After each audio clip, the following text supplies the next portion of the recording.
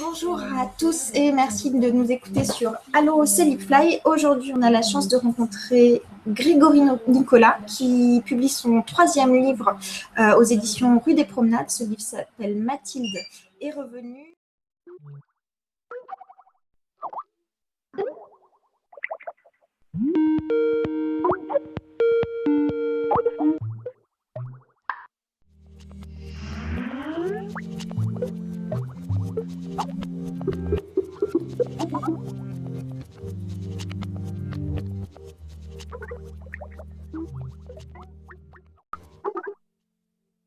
Bonjour Grégory Nicolas. Bonjour. Mathilde est revenue et l'histoire presque banale d'un couple, même si cette banalité, puisqu'il s'agit de celle liée aux étapes que traverse un couple, sous-tend et l'amour et la violence. Qu'est-ce qui vous intéressait dans cette banalité ? Moi, c'était peut-être justement m'intéresser à la banalité du bien, quoi. C'est-à-dire justement voir, justement, aller au fin fond de ce couple, c'est-à-dire s'intéresser justement à leur petit tracas, à leur petit quotidien, et puis se rendre compte que cette banalité, la banalité, elle apparaît peut-être pour les autres, mais ce qu'on vit, c'est toujours exceptionnel. Donc, c'est ce que vivent, voilà, c'est la petite histoire dans la grande histoire, etc. C'est toujours s'intéresser à regarder par un petit peu le trou de la serrure, ce qui se passe chez les autres. Et c'est exactement ça. Donc moi, mon but, c'était d'avoir justement trois personnages bien définis, auxquels on se raccroche. Et au départ, d'ailleurs, leurs prénoms sont rappelés un peu comme une ritournelle en permanence. C'est-à-dire que je n'utilise pratiquement pas les pronoms personnels, j'utilise pratiquement que les prénoms Mathilde, Jérôme et Louis, justement pour qu'on soit uniquement avec ce couple, comme si on faisait un petit peu partie de la famille. Je parle de banalité et en même temps, il y a tout au long du récit, et c'est ce qui crée, je pense, une forme de suspense, des tentatives d'échapper à cette banalité via des déménagements, des promotions, et puis un départ. Ouais, c'est ça. En fait, mais même bon, le déménagement, la promotion, c'est une banalité dans le sens où c'est plutôt une continuité. C'est des choses que l'on vit, le moment où on quitte ses parents, le moment où on s'installe en couple, le moment où on progresse dans sa vie professionnelle.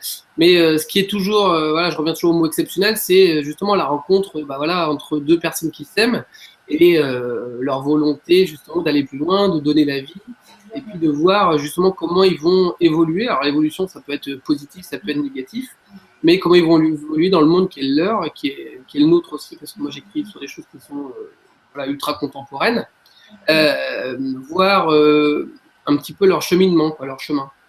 Et la spécificité de cette vision et de votre récit, c'est qu'il est... En fait, il raconte 4 fois la même chose, mais à chaque fois d'un point de vue différent. Il y a quelqu'un que j'ai pas réussi à identifier qui est complètement extérieur. Donc il y a un premier récit, le couple vu de l'extérieur, puis la, la, la vision de Mathilde ou de Jérôme, je ne sais plus. Mathilde d'abord, et Jérôme, le petit garçon. La forme d'un paragraphe, la vision de leur enfant, Louis. Cette structure est arrivée très vite. Ouais, complètement. En fait, moi j'aime bien les procédés. Alors, pas pour l'artifice, mais parce que je trouve que c'est un moyen justement d'aller vraiment très très profondément dans le texte. Donc le premier à donner son point de vue entre guillemets par lequel le lecteur entre dans la vie de ce couple, c'est un narrateur omniscient tout simplement, mais en fait moi quand je l'ai écrit, j'ai voulu une écriture très blanche, sans jugement. Simplement dans le fait, dans le factuel, voir voilà, comment ça se développe. C'est pour ça que parfois on dit. Même s'il le fait peut pour le coup être parfois très violent. Enfin, je pense Voilà. notamment à la belle-mère. Il y a des choses qui sont violentes et qui sont fortes aussi. Et il n'y a pas de jugement. Alors parfois, ça peut être un petit peu déstabilisant le début parce qu'il y a une écriture, on m'a souvent fait la remarque, c'était une écriture proche peut-être un peu du scénario au départ. C'est-à-dire qu'il y a vraiment, voilà, c'est la caméra qui est posée, il n'y a pas de jugement, on regarde ce qui se passe, un peu même comme au théâtre. Et puis après, une fois qu'on a vu ça, qu'on s'est peut-être fait son idée, peut-être en faveur de Jérôme, peut-être en faveur de Mathilde, peut-être tout simplement, on commence à s'attacher à ce couple, et ben après on va entendre leur voix chacun, et puis on se rend compte que les choses que l'on peut vivre en commun, si on les vit au même moment, on les vit pas forcément de la même façon. Donc, moi, c'est ce qui m'intéresse justement de donner la parole à tout le monde et puis de donner la parole aussi voilà, à des gens. Aujourd'hui, quand on donne la parole aux gens, c'est bon, c'est des gens qui vivent des drames très très forts ou qui vivent des joies très très fortes ou c'est des célébrités. Mais moi, j'aime bien. Ce que vous aimez, c'est l'infraordinaire, en Ouais, fait. complètement. Et j'aime bien cette France. Alors moi, j'aime pas la France d'en bas, la France d'en haut. Ça n'a pas trop l'intérêt. J'aime bien ce que moi j'appelle peut-être ça la France du milieu, j'en sais rien.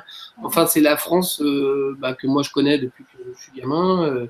C'est-à-dire des gens simples qui sont voilà, qui ont des, des questionnements sur la vie courante qui sont simples, mais qui s'interdisent pas de se poser des questions importantes d'un point de vue moral ou philosophique.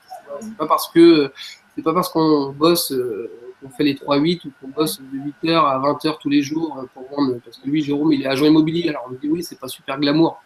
C'est pas super glamour, mais ça n'empêche pas d'avoir évidemment des questionnements qui sont profonds. Et ça, je pense que c'est important. C'est peut-être le rôle du romancier aussi de temps en temps, de donner la parole à ces gens-là et pas toujours écouter la parole des romanciers, parce qu'en ce moment, c'est le déferlement de sous-fiction, je ne sais quoi, il n'y a que des écrivains qui écrivent sur eux. Enfin, il n'y a pas que ça, évidemment, heureusement. Mais moi, j'aime bien m'intéresser voilà, à ces gens qu'on pouvait rencontrer au lycée, qu'on peut croiser en école de commerce, qu'on rencontre au supermarché ou au marché, qu'on croise au restaurant. Moi, j'ai envie de donner la parole à ces gens-là. Et votre livre, et j'imagine que c'est pas innocent, s'appelle Mathilde est revenue. C'était en hommage à la chanson, en hommage à Brel. Oui, en fait, c'est un livre qui est un petit peu musical. Alors moi, j'ai une culture musicale qui est très variété française et puis voilà, je suis le fruit des radiocassettes qu'écoutait mon père dans sa vieille Renault 25. Donc, Jacques Brel, Adamo, Jean Ferrat, ce genre de choses. Moi, c'est quelque chose qui, sur le coup, me faisait. Voilà, moi, j'aurais préféré écouter Alliance Ethnique et NTM quand j'étais enfant, mais je n'avais pas le droit dans la voiture. Et puis aujourd'hui, j'y reviens. Même quand j'écris, moi, j'écris souvent avec de la musique. Et j'écoute ces morceaux-là. Et en écrivant Mathilde est revenue, j'écoutais Jacques Brel. Bon, Adamo, moi, je savais dès le début que je voulais parler un petit peu de ces chansons qui me touchent. Et pareil, qui sont très simples aussi, qui parlent de la vie, qui sont, voilà, même qui peuvent paraître complètement démodées aujourd'hui. Mais j'avais envie d'avoir ces petites choses un petit peu sensibles. Je ne sais pas si je vous ai dit, mais en fait, maintenant, je demande aux auteurs que j'interroge de chanter une petite chanson à la fin de l'interview. Ah non, ça, je ne savais pas. Je vais m'arrêter juste avant, alors. D'accord. Donc voilà, c'est pour revenir à ça, la chanson c'est important aussi. Et puis c'est un élément un petit peu de connivence avec le lecteur. C'est des choses qui sont importantes parce que bon, moi j'écris complètement pour le lecteur. Ça ne veut pas dire que j'essaie de lui donner de la soupe ou que je fais tout pour lui plaire, certainement pas. Mais moi je pense beaucoup au lecteur quand j'écris. Et on est toujours tout seul à écrire, on est derrière son ordi, on va prendre ses petites notes. Mais moi, j'aime bien ces petits moments de connivence. Ça peut passer par la musique, ça peut passer par, je sais pas, un souvenir qu'on a un petit peu tous en commun. Mais je trouve que c'est important d'établir un lien aussi avec celui qui nous lit ou celle qui nous lit. Et votre livre, au-delà de la musique, comme celui d'Anna Dubosc, d'ailleurs, qu'on a également interviewé, quelque chose de très cinématographique. Vous y avez déjà pensé? Il y a des réalisateurs qui vous font envie? Non, l'écriture de scénario, moi, ça m'intéresse. C'est un exercice qui m'intéresse. J'y travaille même actuellement. Voilà, parce que il y a peut-être des pistes qui s'ouvrent à droite et à gauche. Mais bon, moi, je me définis vraiment comme un romancier. Donc, pour moi, le style, c'est très important. La façon dont on écrit, parce qu'écrire une histoire, c'est une chose profonde, qui demande beaucoup de travail, mais le style, pour moi, c'est quand même la chose sûrement la plus importante. Donc, je travaille sur les scénarios. Par rapport à votre style que je connais, à quel style de réalisateur associeriez-vous Mathilde est revenue? Je sais pas trop. Moi, je sais pas trop. Pour l'instant, il y a beaucoup de réalisateurs que j'aime bien. Et c'est pareil, j'aime bien les procédés aussi. Alors, par exemple, j'adore les films de Jacques Audiard parce qu'il y a souvent beaucoup de procédés comme ça, la façon dont c'est construit.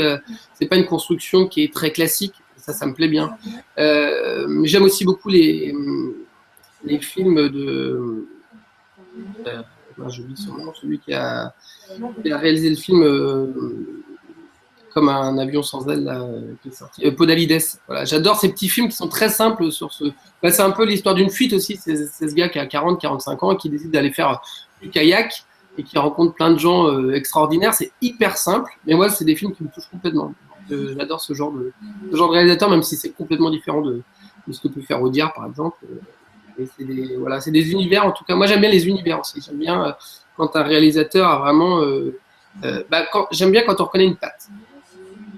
C'est pareil avec les écrivains d'ailleurs. C'est déjà votre 3e livre. Est-ce qu'on reconnaîtra votre patte dans le 4e? Ah bah je sais pas. Mais en tout cas, ce qui est vrai, c'est qu'avec Mathilde, c'est que maintenant je me bride peut-être un peu moins. C'est-à-dire que je prends un petit peu confiance, je prends un petit peu d'expérience aussi, et je me rends compte que y a des choses, par exemple, sur lesquelles, que je voulais un petit peu m'interdire, par exemple, comme parler de la Bretagne. Je ne voulais pas m'enfermer dans le créneau un peu écrivain régionaliste. Ou je sais pas. Mais en fait, je me rends compte que c'est un faux questionnement. Parce que si j'ai besoin d'écrire sur la Bretagne à ce moment-là, je le fais. Je n'ai pas de raison de m'en interdire. Et dans le prochain, je pense que, il y a toujours un petit peu d'humour, il y a un petit côté un peu narco, taquin que j'aime bien.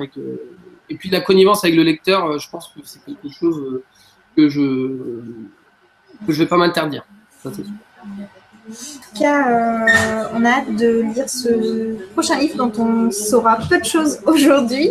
Merci beaucoup en tout cas d'avoir répondu à nos questions et à très bientôt sur leadfly.com. À bientôt.